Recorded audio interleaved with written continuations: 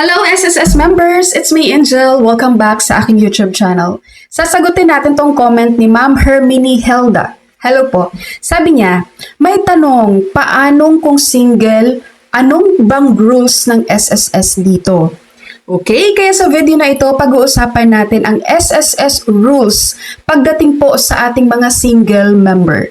Alamin po natin dito guys kung may pinagkaiba nga ba or masyado ba talagang big deal kapag tayo ay single na SSS member compared po sa mga married na member ni SSS.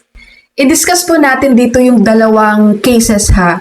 Yung una po, member ka pa lang ni SSS. Pangalawa ay pensyonado ka na ni SSS. Number 1, unahin nating pag-uusapan kapag member ka pa lang ni SSS, kumbaga hindi ka pa pensyonado, at isa kang single status. No, ang iyong marital status ay single pa lang. Wala ka namang dapat ikaw worries guys, kahit ikaw ay single na member ni SSS. No? Kasi yung mga benefits po na makukuha natin sa SSS bilang isang single at bilang isang married ay pareho lang naman. Katulad na lang ng sickness benefits. Ma-avail yan kahit married ka, single ka.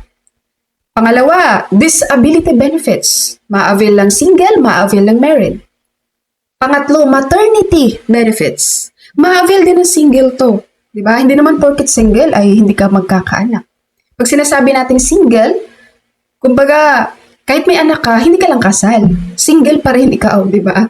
So, kahit single ka guys, tapos nabuntis ka, makakapag-avail ka ng maternity benefits. So, ang maternity benefits natin, hindi lang to para sa mga married.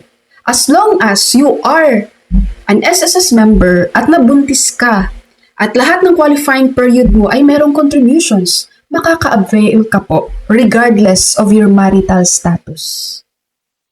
Okay? Pagdating naman sa unemployment benefits, ma-avail din natin yan, single or married.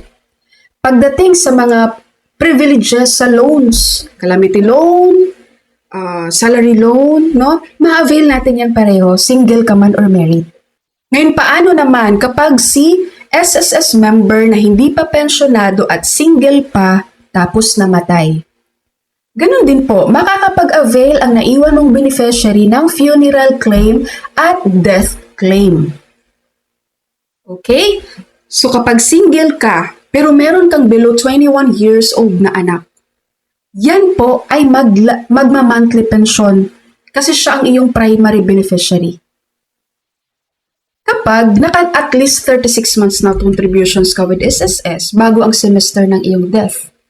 Ngayon kapag wala ka ng below 21 years old na anak, magpuproceed ngayon sa secondary mga magulang mo na kung saan sila po ay makakapaglamsang.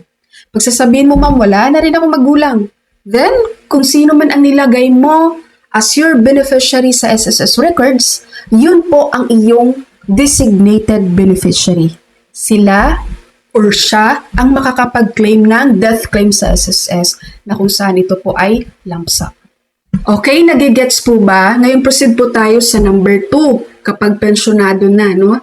Sa pag-file po ng retirement claim, kahit single ka po, wala pong problema sa computation dahil same lang naman po ang computation ng retirement claim ni single at ni married member.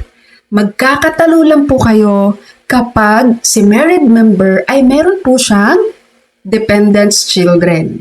Meron pa siyang below 21 years old na anak na walang trabaho, wala pang asawa.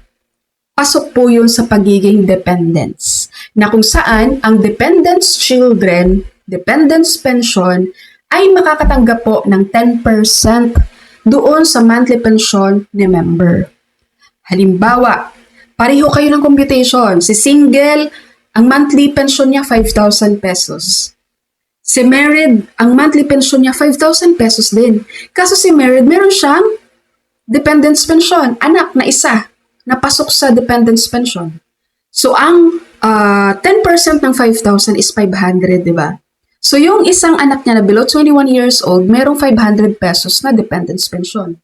So, ngayon, ang nare-receive na monthly ni married member ay 5,500 na dahil doon sa dependents pension.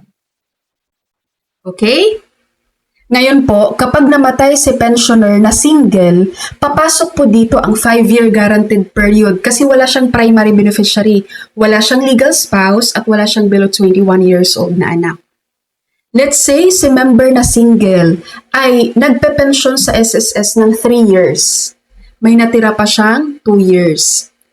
Ngayon, si single member, ang kanyang beneficiary dahil wala siyang primary, susunod po si secondary, mga magulang niya. Ibig sabihin, yung mga magulang niya, maliban sa funeral na makukuha kay SSS, makakakuha din sila ng death claim kung saan ito ay lump sum, yung 2 years na natira.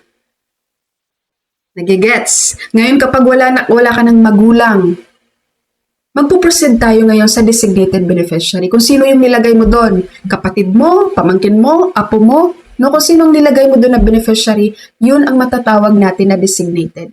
Sila ang magka-claim ngayon ng natira mong 2 years. Okay po? Hindi po katulad sa mga pensioner na namatay tapos married, tapos mayroon pang primary beneficiary. Dahil si pensioner na married guys, pag namatayan sila, pero buhay pa si legal spouse, at meron pang below 21 years old na anak, magma-monthly pension yun, magpapatuloy ng monthly pension. Okay? Papasok lang ang 5-year guaranteed period doon sa mga pensioner na namatay na married kapag wala na silang primary. Dahil doon papasok na ngayon si secondary, pero papasok ang 5-year guaranteed period. Kung si pensioner na married, pero more than 5 years na siyang nagpe-pension sa SSS, yung secondary niya o kaya designated niya guys, wala nang malalamsam yan. Okay po, so doon lang magkakatalo si pensioner na single at married. Kasi sa married, kahit ilang years ka pang pensionado ni SSS guys, pag nawala ka, pero buhay pa yung legal spouse mo. Si legal spouse mo ay magpapatuloy ng iyong monthly pension. Tatawagin siyang survivor spouse pensioner. Alright po, SSS members, that's all for my video for today. Thank you so much for watching everyone. God bless you all.